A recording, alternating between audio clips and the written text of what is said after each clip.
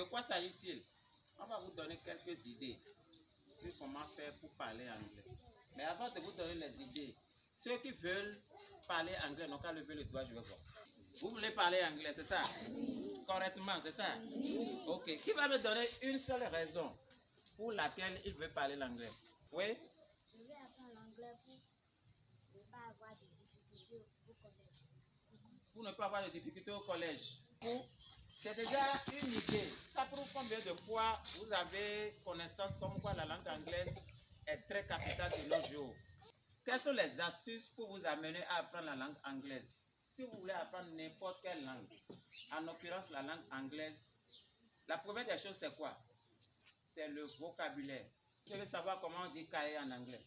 Vous voulez dire bic, ardoise, craie, crayon, table, maître, école. Vous devez savoir comment on dit tout ça là en anglais. Maintenant, vous allez peut-être vous poser la question de savoir, mais le vocabulaire, je vais apprendre ça où? Vous avez les maîtres qui sont là. Vous avez le professeur d'anglais qui est là. Vous avez la direction. Toute l'équipe est en place. Vous voulez dire quelque chose. Je suppose que vous voulez dire crayon. Et vous ne savez pas comment on dit crayon.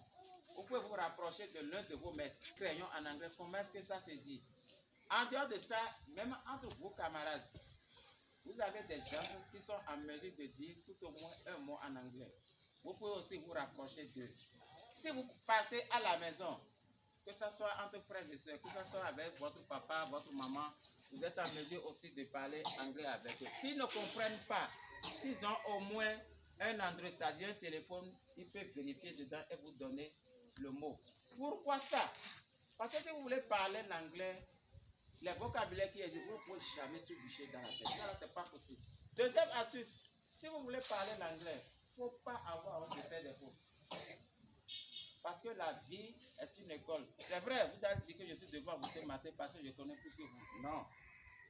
Je suis ici aussi pour apprendre de vous. N'ayez pas honte de faire des fautes. Plus vous allez faire des fautes, plus les gens vont vous corriger. Et plus les gens vont vous corriger, plus vous allez vous améliorer.